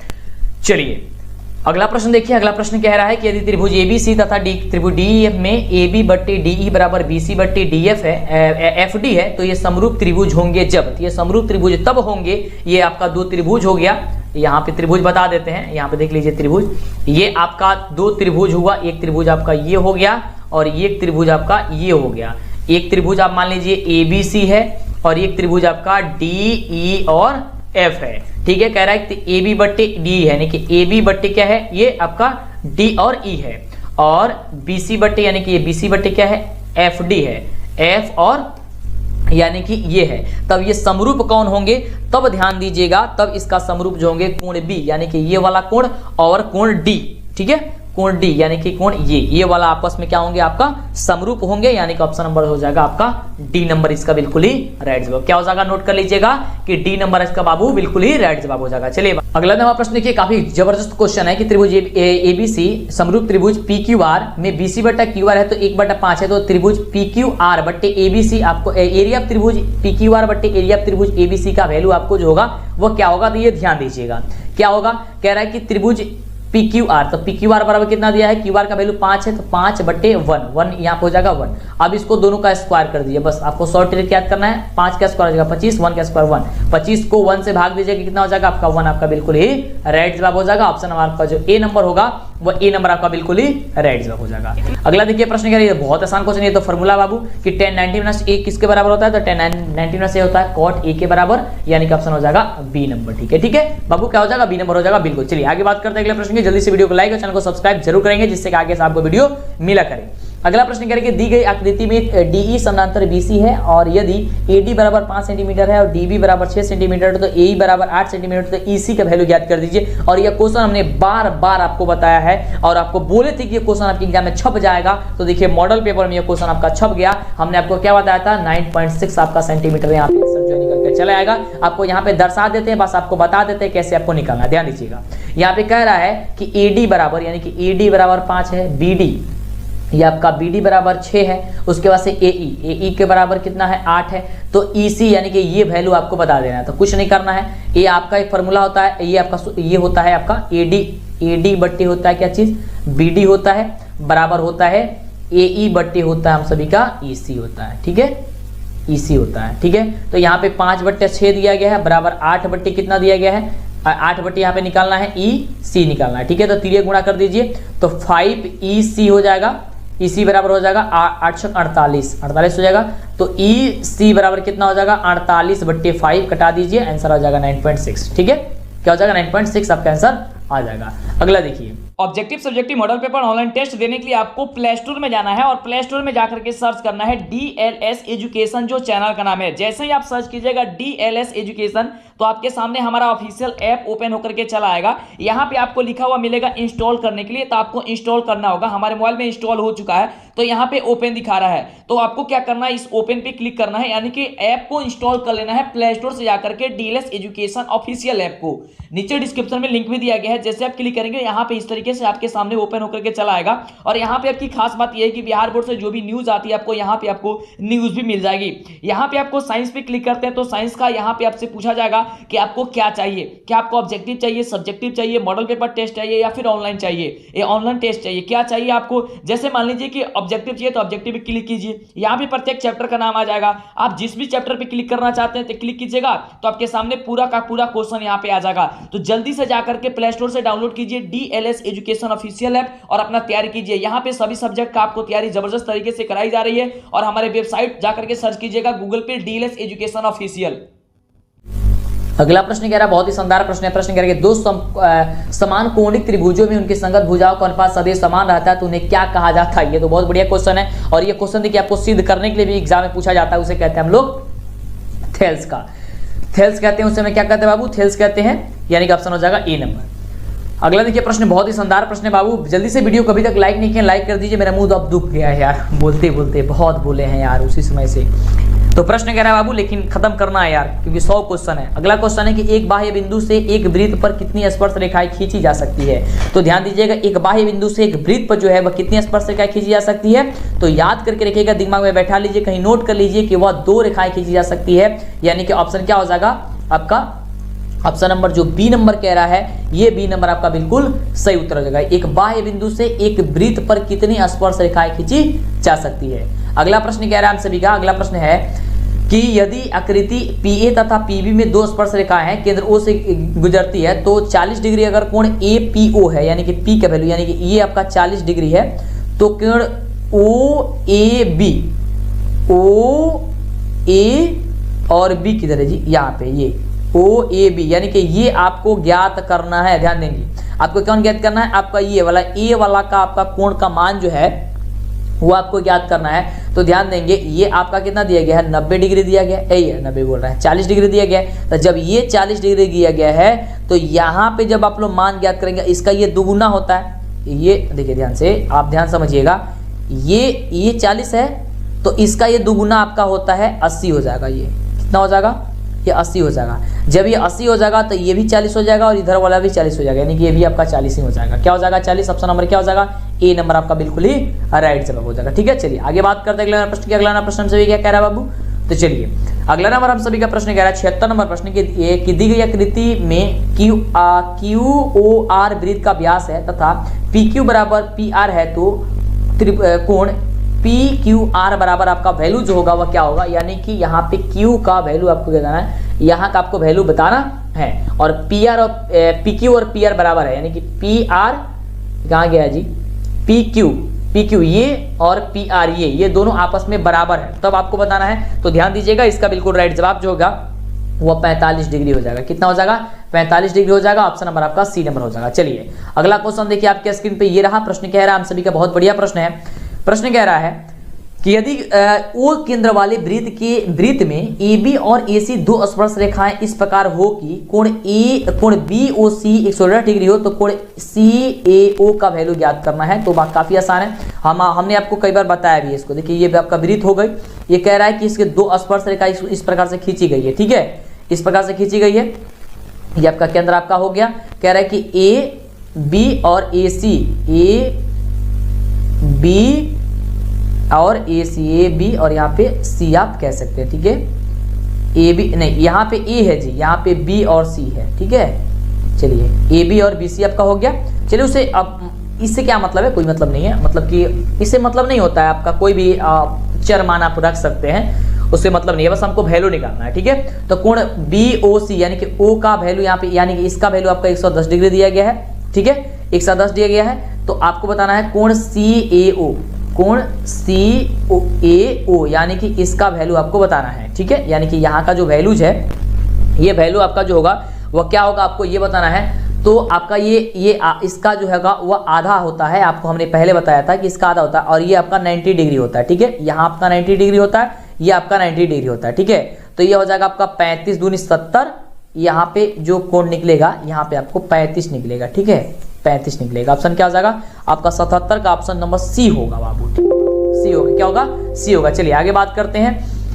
अगला देखिए प्रश्न बाबू, बहुत ही शानदार प्रश्न है। प्रश्न कह रहा है, बहुत ही लाजवाब क्वेश्चन है। प्रश्न कह रहा है कि बिंदु टी से किसी वृत्त की स्पर्श रेखा की लंबाई और 12 सेंटीमीटर है और केंद्र से टी की दूरी 13 सेंटीमीटर है, तो वृत्त की त्रिज्या जो होगी बाबू वो क्या होगी। ये बहुत ही बढ़िया क्वेश्चन है और इसका राइट जो जवाब होगा वो क्या हो जाएगा, वो 5 सेंटीमीटर हो जाएगा, ठीक है। कह रहे कि बिंदु से टी से किसी वृत्त पर स्पर्श रेखा की लंबाई कितनी है, 12 सेंटीमीटर है और केंद्र से टी की दूरी कितनी है, 13 है। तो वृत्त की बस आपको त्रिज्या बता देनी है, उस वृत्त की क्या बता देनी है, त्रिज्या बता देनी है, ठीक है। त्रिज्या आपका त्रिज्या हो जाएगी वो 5 सेंटीमीटर। अगला देखिए प्रश्न, अगला प्रश्न, इस क्वेश्चन को अगर आप चाहते हैं और सॉल्व करके बता देना तो बता देंगे, सब्जेक्टिव क्वेश्चन में बता देंगे। थोड़ी सी वीडियो लंबा हो गई तो सोच रहे थोड़ा थोड़ा आपको क्वेश्चन थोड़ा सा कम करके आपको बता दें, लेकिन समझ में तो ऐसे आ रहा होगा, आपको नहीं आ रहा है तो बता दीजिएगा हमको, क्योंकि सारा क्वेश्चन जो हम पहले बताए हुए हैं, समझाए हुए हैं। तो जो बच्चे वीडियो को लाइक और चैनल को सब्सक्राइब कर लिए उनको तो दिक्कत नहीं होगा, क्योंकि आगे से वीडियो मिलेगी और जितने वीडियो नहीं देखें वो देख लेंगे तो उनको दिक्कत आगे से नहीं होगी। अगला प्रश्न करें कि दी गई आकृति में ओ वृत्त का केंद्र है तथा कोण क्यू पी आर बराबर 60 डिग्री है, तो कोण ओ क्यू आर में आपको बताना। देखिए ये थोड़ा सा आपको चेंज, ऊपर वाला जो क्वेश्चन था उसमें से थोड़ा सा आपको चेंज करके यहाँ पे पूछ दिया गया है। यहाँ पे आपका जो आंसर हो जाएगा आपका, ये आपका बी नंबर हो जाएगा। यहाँ पे 30 डिग्री निकलेगा, क्योंकि कोण देखिए कोण क्यू पी आर, कोण क्यू पी और आर, यानी कि यहाँ का मान जो है आपको कितना दिया गया है, 60 डिग्री दिया गया है। अब पूछ कहाँ कर रहा है, O Q R, O Q और आर, ठीक है, ओ क्यू और आर, यानी कि यहाँ पे नीचे वाले का जो वैल्यूज है ये आपको पूछ रहा है। तो नीचे वाला का वैल्यू आपको निकालेंगे, तो यहाँ पे जब 60 दिया गया है, 60 दिया गया है, तो ये भी आपका 60 होगा, ये भी आपका 60 होगा, तब ना 6 18 यानी कि 180 डिग्री होगा। और 180 में देख रहे हैं कि एक और इसमें ये चला गया, यानी कि इसे यार दो भागों में बांट रहा है, तो यानी कि इसका ये 30 होगा, तब ना 30 होगा तो जाकर के आपका ये पूरा होगा बिल्कुल। तो ऑप्शन क्या हो जाएगा आपका, ऑप्शन नंबर बी नंबर हो जाएगा। बस थोड़ा थोड़ा दिमाग लगाइएगा, आपका आंसर से हो जाएगा। अगला देखिए, अगला प्रश्न कह रहा है कि आंकड़े 15, 20, 84, 29, 41, 45, 60, 65 का परिसर क्या होगा। तो परिसर बराबर क्या होता है, अधिकतम मान माइनस न्यूनतम मान होता है ना, बिल्कुल। तो परिसर आपको यहाँ पे निकालना है, तो परिसर आप फटाफट से निकाल दीजिए। परिसर क्या होता है, बिल्कुल आप निकाल दीजिए फटाफट से। तो यहाँ आप ध्यान से देखेंगे कि यहाँ पे अधिकतम मान कौन है, यानी सबसे बड़ा वाला कौन है, तो बड़ा वाला जब आप देखिए तो यहाँ पे 84 है, 84 में से सबसे छोटा वाला मान घटा दीजिए। तो सबसे छोटा क्या है, 15, तो 15 घटा दीजिए। यहाँ पे 9, 5, 14, 9 और यहाँ पे 7 में से गया 6, यानी कि 69, क्या हो जाएगा, 69 हो जाएगा। आपका ऑप्शन नंबर जो हो जाएगा वो ए नंबर आपका बिल्कुल ही राइट जवाब हो जाएगा। चलिए अब आपको पता चल रहा होगा कि आपकी तैयारी कितनी है। देखिए जब आप मॉडल पेपर को सॉल्व कर रहे होंगे तब आपको पता चल रहा है कि आपका जो तैयारी हुई है कितनी हुई है, क्योंकि देखिए जब तक आप अंदाजा नहीं लगाते हैं, मॉडल पेपर सॉल्व नहीं करते, तब तो आपको तो सारी चीजें पता होता था कि सब कुछ पता है आपको, लेकिन ऐसा नहीं, आपको बहुत कुछ पढ़ना है अभी। तब लगातार जुड़ जाइए प्लीज, आपसे रिक्वेस्ट करते हैं, समय काफी कम है। और चैनल को सब्सक्राइब कर लीजिएगा जिससे कि आपको आगे से वीडियो मिला करेगा। नीचे डिस्क्रिप्शन में लिंक है, तो आप जा करके आप सारा question, objective, subjective, model paper सारा कुछ डाउनलोड कीजिए, देखिए। और भी सालों का मॉडल पेपर है और भी क्वेश्चन बैंक वगैरह सब कुछ, बहुत सारा चीज है, VVI objective question, subjective question, तो मिल जाएगा। और लगातार क्लास तो चल ही रही है। अगला क्वेश्चन कह रहा है कि 1, 2, 3, डैट का n का समानांतर माध्य क्या होता है। समानांतर माध्य होता है n+1/2 हो जाएगा आपका आंसर। ऑप्शन नंबर क्या हो जाएगा आपका, ऑप्शन नंबर हो जाएगा सी नंबर, ठीक है। चलिए अगला प्रश्न बाबू, अगला प्रश्न कह रहा है कि यदि तीन माध्य बराबर बहुलक प्लस x माध्य हो तो x का मान क्या होता है। ये देखिए, ये तो आपको काफी आसान क्वेश्चन है और आपका फटाफट से इसे बता देना है। तो इसका बिल्कुल जो राइट जवाब हो जाएगा क्या हो जाएगा, यहाँ पे 2 हो जाएगा। क्या हो जाएगा बाबू, यहाँ पर सी नंबर हो जाएगा इसका बिल्कुल ही राइट। अगला देखिए प्रश्न, अगला प्रश्न कह रहे हैं बहुलक। तो बहुलक याद करने के लिए क्या होता है, जो सबसे ज्यादा बार आया है। तो यहाँ पे आप ध्यान से देखेंगे कि सबसे ज्यादा बार जो है वो कौन संख्या आया है, तो ज्यादा बार आया है 13, क्योंकि 13 एक यहाँ भी है, एक यहाँ भी है और एक यहाँ भी है, यानी कि 4 बार आया है। तो ऑप्शन नंबर सी हो जाएगा। जो सबसे ज्यादा बार आता है वही आपका बहुलक होता है। क्या हो जाएगा आपका ऑप्शन नंबर 13 हो जाएगा। अगला देखिए बाबू, लाजवाब क्वेश्चन है कि यदि 7, 9, 13, 15, x का माध्य अगर 10 होता है तो x का वैल्यू आपको ज्ञात करना है। तो आप सभी जानते हैं माध्य क्या होता है, प्रेक्षणों का एक पता, प्रेक्षणों की संख्या, यानी कि 7 + 9 + 13 + 15 + x बटे 1 2 3 4 5 1 2 3 4 5 हो जाएगा नीचे, बराबर हो जाएगा 10। ठीक है, ये आप गुणा करेंगे, तिर्यक गुणा करेंगे और इसको जोड़ के आप लाएंगे आंसर, तो फटाफट से जो है आपका निकल के चलेगा। जैसे कि यहाँ पे आप जोड़ लीजिए, जैसे कि हम जोड़ देते हैं यहाँ पे 7 आप प्लस 9 जोड़ेंगे तो आपका हो जाएगा 16, 16 में आप 13 जोड़ेंगे तो हो जाएगा आपका 29, 29 में आप 15 जोड़ेंगे हो जाएगा 44, यानी कि 44 प्लस x बराबर हो जाएगा 10 25 50। ठीक है, तो x बराबर क्या हो जाएगा 50 माइनस 44, तो 50 माइनस 44 का मतलब हो गया 6, यानी कि 6 कहाँ पे दिया गया, ऑप्शन नंबर आपका ए नंबर में दिया गया है। तो आपका ऑप्शन नंबर ए जो होगा वह बिल्कुल ही राइट जवाब हो जाएगा। अगला देखिए, बहुत ही शानदार, ये क्वेश्चन काफी लाजवाब क्वेश्चन है, मैंने आपको कई बार बताया है, तो आपको बोले ना बहुत खुशी होती है जब आपको बता देते हैं और क्वेश्चन आपको सीधे पूछ दिया जाता है। कह रहे कि किसी घटना की प्रयोक्ता का अधिकतम मान कितना होता है, तो सभी किसी को पता है कि किसी घटना की प्रयोक्ता की जो अधिकतम मान होती है वो 1 होती है, ना 1 से ज्यादा होती है, ठीक है, ना 0 से कम होती है, यानी कि सबसे अधिकतम मान क्या होता है 1 होती है। अगला प्रश्न कह रहा है कि निम्नलिखित में से कौन सी एक घटना की प्रयोक्ता नहीं हो सकती है। तो देखिए यहाँ पे किसी घटना की प्रयोक्ता जो है कौन जो है वह नहीं हो सकती है, तो 13/12 ये कभी नहीं हो सकती है। 13/12 क्या हो जाएगा, कभी नहीं होगा, कि बहुत ही ये अंदर मतलब 0 से भी ये कम हो जाएगा। ठीक है, तो ये नहीं होगी। अगला देखिए प्रश्न कह रहा है कि एक न्यायसंगत पासा फेंका गया, 2 का गुणज आने की जो प्रयोक्ता होगी वो क्या होगी, 2 का गुणज आपको आने की प्रयोक्ता कितनी होगी, आपको ये बता देना है। तो काफी लाजवाब क्वेश्चन है। तो आपको 2 का गुणज यानी कि 3 बार आएगा। मान लीजिए एक पासा है, पासा में 6 होता है, 6 तक अंक होता है, 6 अंक में 2 का गुणज 2 दूनी 4, 2 दूनी 4, ठीक है 2, उसके बाद से आपका 2 का गुणज है, ठीक है, यानी कि 2 का गुणज कितना बार आएगा, 3 बार आएगा, और 3 कुल पासा कितना है 6 है, तो 3/6 कटाएंगे कितना हो जाएगा 1/2 हो जाएगा। ठीक है, क्या हो जाएगा 1/2, यानी कि ऑप्शन हो जाएगा ए नंबर। अगला देखिए, अगला प्रश्न कह रहा है कि एक अच्छी प्रकार से फेंटी गई ताश की गड्डी में से एक पाता या छेद निकाला जाता है, तो इसके लाल रंग का पाता होने की प्रयोक्ता बताना है। क्या बताना, लाल रंग होने की प्रयोक्ता। तो लाल रंग कौन होते हैं आप सभी बच्चे जानते हैं, तो फटाफट तरीके से बता दीजिए। बिल्कुल, क्या हो जाएगा आपका ऑप्शन नंबर ए हो जाएगा कि 1/2 आपका जो होगा वो 2 निकल के आपका आंसर जो है इसका फटाफट से निकल करके चला आएगा। ठीक है, चलिए आगे बात करते हैं अगले प्रश्न की। अगला नंबर प्रश्न देखिए, और ये प्रश्न आप लोग सॉल्व कीजिएगा, काफी आसान क्वेश्चन है कि 2 न्यायसंगत सिक्के उछाले जाते हैं तो कम से कम एक शीर्ष आने की प्रयोक्ता क्या होगी। एक शीर्ष आने की प्रयोक्ता आपको बताना क्या होगी, तो याद करके रखिए 3/4 होगी आपका ऐसा आंसर। ठीक है, चलिए आगे बात करते हैं अगले प्रश्न की। अगला प्रश्न कह रहा है कि 3 सिक्के को उछाला जाता है तो संभव परिणामों की जो संख्या होगी, यानी कि कितने परिणाम जो है वो आ सकते हैं अगर 3 सिक्का को उछाला जाता है एक साथ। तो 3 सिक्के को अगर एक साथ उछाला जाएगा तो 8 परिणाम आ सकते हैं। कितने परिणाम आएंगे, 8 परिणाम आएंगे। 3 सिक्का ले लीजिएगा, उसे उछालिएगा, ठीक है, और काउंट कीजिए कितने बार आएगा, वो 8 बार आएगा। अगला प्रश्न कह रहा है कि 8 सेंटीमीटर त्रिज्या वाले वृत्त के अंतः वर्ग का क्षेत्रफल ज्ञात कर दे रहे हैं। अंतः वर्ग का क्षेत्रफल आप जब ज्ञात कीजिएगा तो इसमें आप फार्मूला लगा के बस इसे आप फार्मूला लगा देना है, ये हो जाएगा आपका 128 सेंटीमीटर स्क्वायर। फार्मूला लगा के आपको जो ये आपको गुणा कर देना है।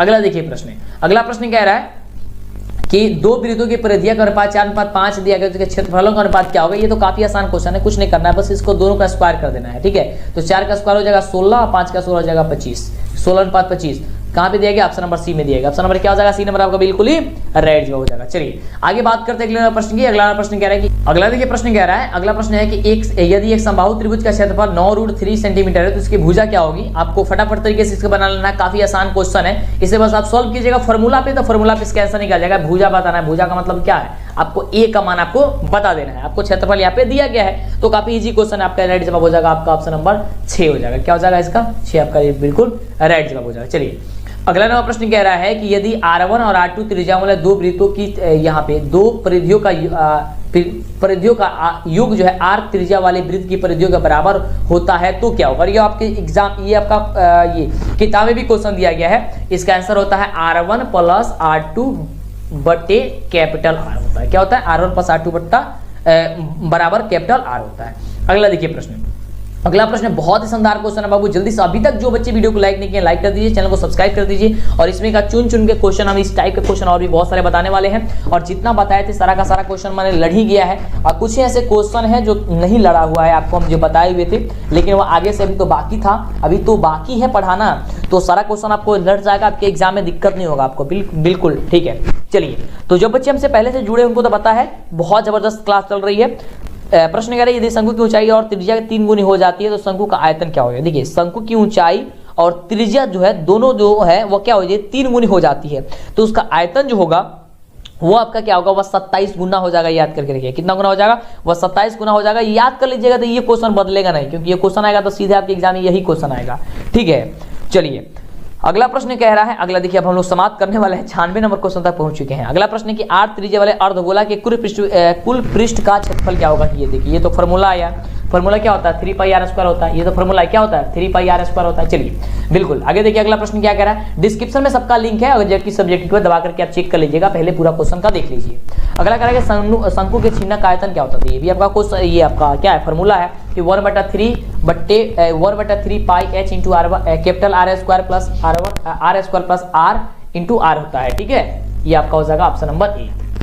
अगला देखिए, अगला प्रश्न कह रहा है, अगला प्रश्न आपके स्क्रीन पे ये रहा, प्रश्न कह रहा है कि उस समानांतर श्रेणी का आसारबंधन ज्ञात कीजिए जिसमें A18 माइनस A14 बराबर 32 आपको दिया गया हो। ये बहुत आसान क्वेश्चन है और आपको इस तरीके से बना देना है, तो आपको क्या हो जाएगा, इसका बिल्कुल राइट जवाब हो जाएगा 18 हो जाएगा। क्या हो जाएगा बाबू, 18 हो जाएगा। चलिए अगला प्रश्न देखिए, ये रहा आपका सेकंड लास्ट क्वेश्चन।